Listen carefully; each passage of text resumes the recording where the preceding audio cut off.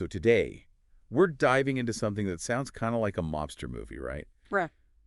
Bad Boy Carveouts. Yeah, it's got a certain ring to it, doesn't it? But before anyone starts picturing cement shoes, I promise this is relevant even if you're just starting out in real estate, maybe even just thinking about it.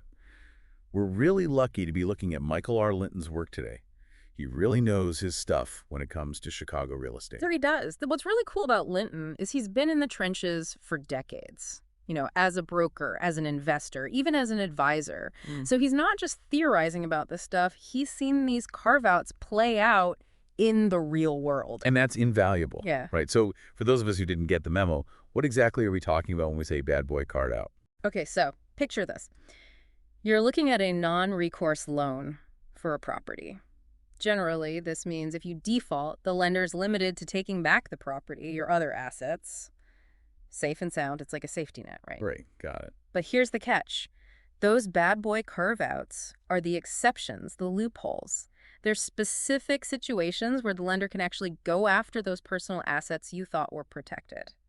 Linton uses this phrase, piercing the corporate veil.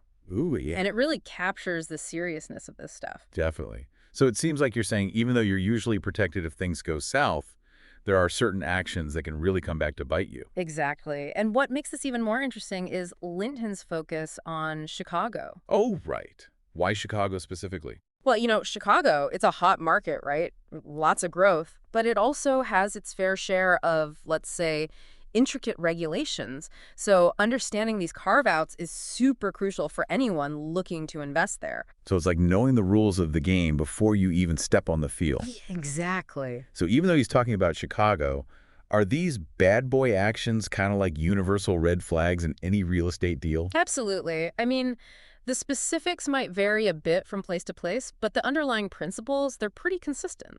So no matter where you're listening from, tuning in now could save you a real headache later on. So spill the beans. What are some classic bad boy situations? Well, you've got the obvious ones. Cooking the books to get that loan. Like fudging your income a little.